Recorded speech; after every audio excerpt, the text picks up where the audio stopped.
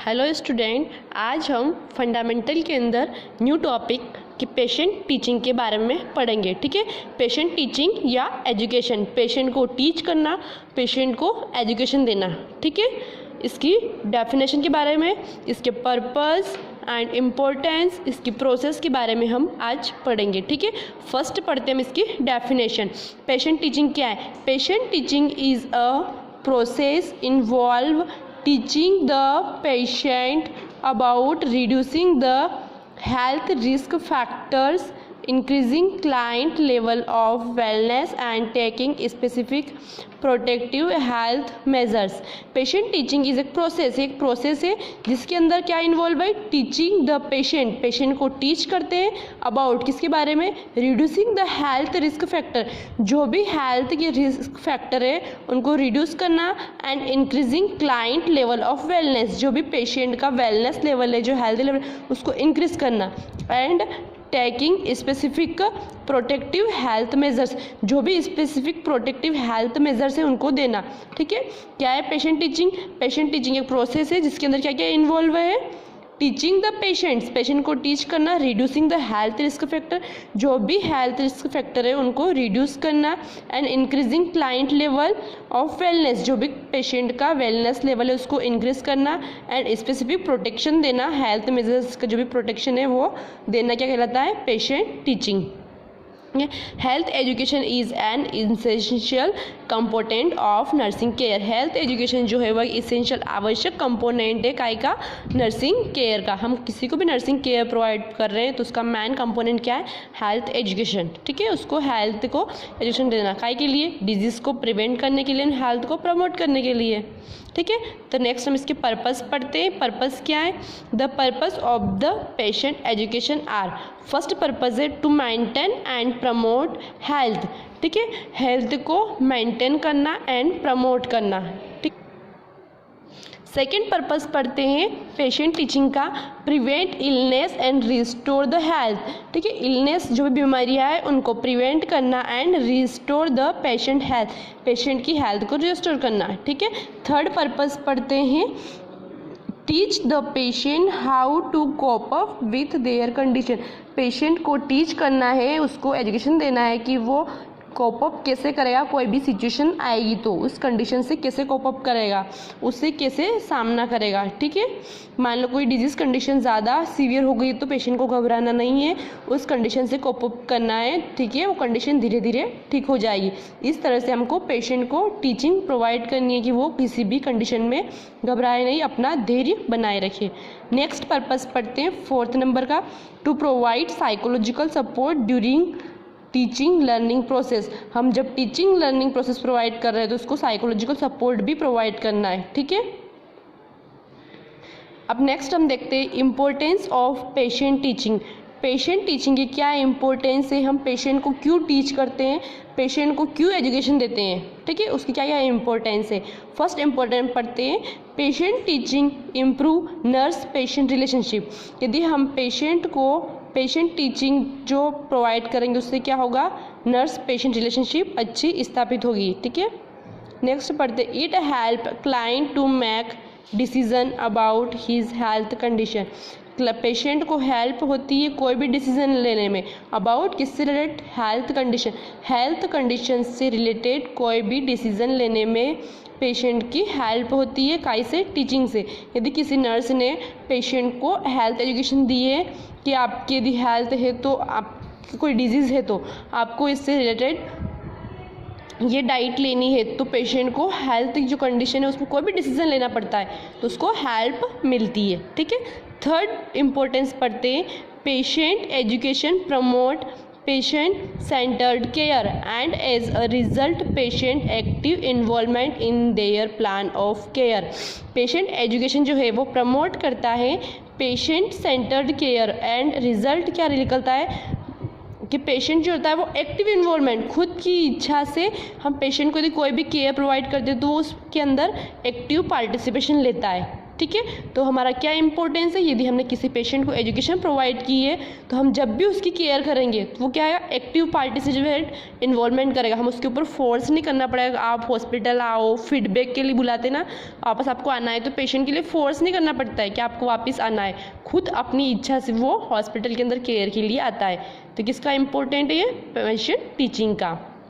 ठीक है, नेक्स्ट पढ़ते हैं, patient education ensure continuity of care and reduce the complication related to illness. Patient education ensure सुनिश्चित करती है कंटिन्यूटी ऑफ केयर की, पेशेंट की जो कंटिन्यूटी केयर को सुनिश्चित करती है, रिड्यूस द कॉम्प्लिकेशन, जो भी इलनेस से रिलेटेड कॉम्प्लिकेशन है उनको रिड्यूस करती है। ठीक है, लास्ट इम्पोर्टेंट है, patient education increase adherence to medication and treatment regimen. जो भी मेडिसिन एंड ट्रीटमेंट रेजिमेन का जो भी एडहेरेंस है, जो भी उसका अनुपालन है, उसको पेशेंट अच्छे से करता है। तो पेशेंट एजुकेशन का मोस्ट इंपॉर्टेंट है कि मेडिकेशन ट्रीटमेंट जो भी रेजिमेन है उसका अच्छे से वो अनुपालन करेगा, उसका सिस्टमेटिक। हमने पेशेंट को बोला है कि आपको मेडिसिन मॉर्निंग में एंड इवनिंग में खाने के बाद लेनी है, अच्छे से टीच किया है तो उस चीज़ को अच्छे से फॉलो करेगा, उसका अच्छे से पालन करेगा। ठीक है, clear importance of patient teaching. हम पेशेंट को क्यों टीच करते हैं, इसका क्या इंपॉर्टेंस है, ताकि पेशेंट की जो है कंडीशन अच्छे से जल्दी से इम्प्रूव हो और उसके सारे जो भी डाउट्स हो वो क्लियर हो जाए। ठीक है, नेक्स्ट देखते हैं हम process of patient teaching education. Patient teaching education की प्रोसेस क्या है। ठीक है, The process of patient teaching refers to the step you are follow to provide teaching and to measure learning.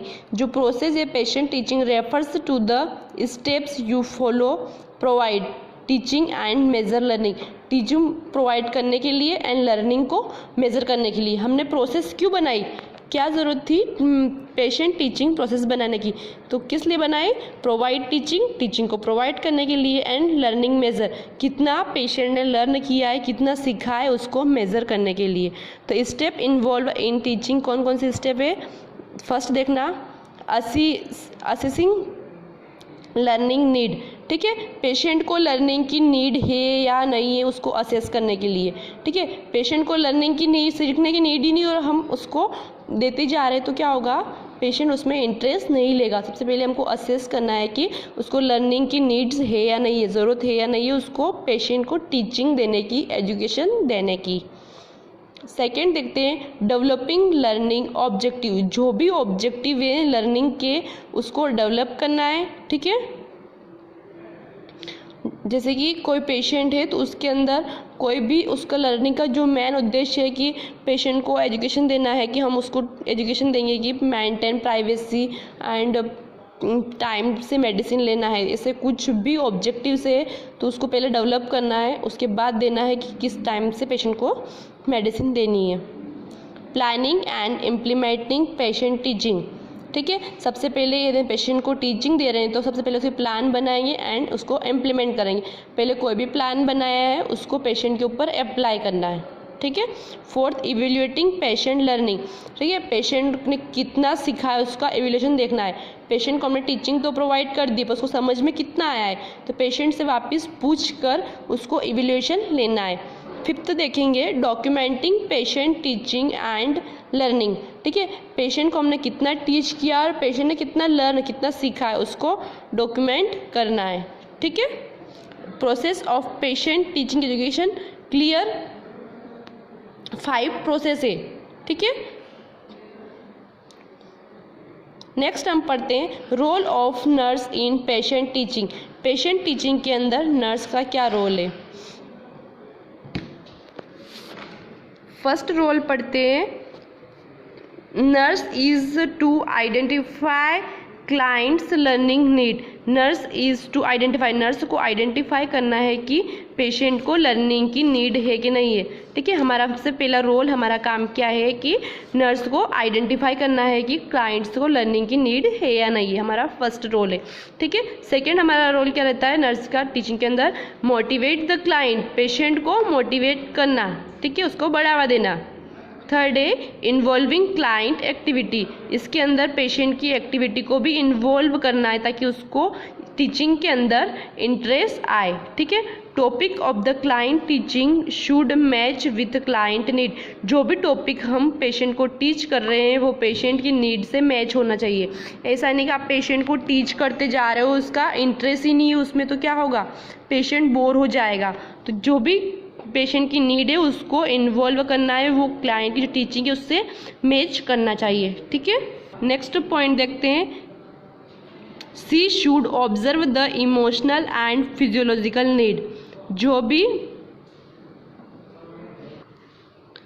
वह मतलब जो भी नर्स है वो क्या करेगी, ऑब्जर्व करेगी पेशेंट की इमोशनल एंड फिजियोलॉजिकल नीड को। ठीक है, उसको कौन कौन सी इमोशनल और फिजियोलॉजिकल नीड है उसको पहले ऑब्जर्व करेगी, उसके बाद उसको एजुकेशन प्रोवाइड करेगी। ठीक है, तो ये भी हमारा एक रोल है कि उसकी इमोशनल एंड फिजियोलॉजिकल नीड का ध्यान रखना है। ठीक है, नेक्स्ट है she should provide peaceful environment while teaching. जब नर्स पेशेंट को टीच कर रही है, एजुकेशन दे रही है, तो वहाँ का इन्वायरमेंट शांतिपूर्वक होना चाहिए, पीसफुल इन्वायरमेंट होना चाहिए। ठीक है, शोर शराबा होगा तो पेशेंट को कुछ समझ में नहीं आएगा। नेक्स्ट देखते हैं, the nurse should be knowledge and confidence. जो नर्स पेशेंट को नॉलेज दे रही है, टीचिंग दे रही है, उसको भी नॉलेज होना चाहिए और वो फुली कॉन्फिडेंट होने चाहिए। ठीक है, तो क्लियर हमारा पेशेंट टीचिंग टॉपिक। ओके।